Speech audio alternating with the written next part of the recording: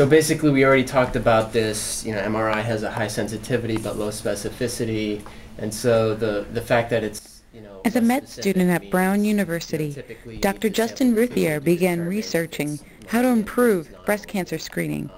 You know, MRIs obviously can other take factors are hours, into play, but ultrasounds can take minutes, one of and which they is, cost less. the patient's But are desire to ultrasounds as reliable?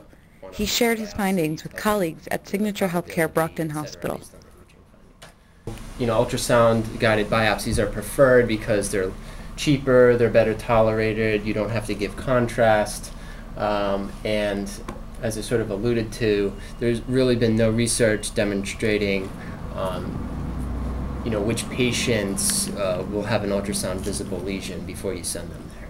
Ultrasound is the easiest way to biopsy anything. We see a thing on mammography, we do an ultrasound, not to confirm that it's necessarily that it's a malignancy or a lesion, but if we can see it on ultrasound, we can biopsy it on ultrasound. That's easier than stereotactic biopsy, that's easier than localization and excisional biopsy, and it's clearly easier than MR biopsy also. So we do that.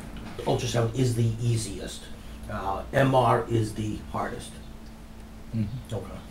What Dr. Routhier found was that an abnormality in the breast tissue was more likely to be seen on ultrasound if it looked like a mass or lump, as opposed to scattered speckles or spaghetti-like lines.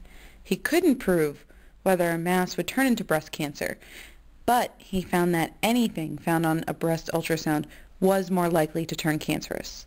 The point is to really make the sort of triage of patients more effective. I mean, if you're going to screen everyone with ultrasound, and half of them aren't going to have, you know, aren't going to be able to undergo ultrasound-guided biopsy, the whole point is to figure out a way to predict which ones will benefit most from ultrasound, which ones you can just send right to MR-guided biopsy because there will be a low likelihood of seeing the lesion on ultrasound.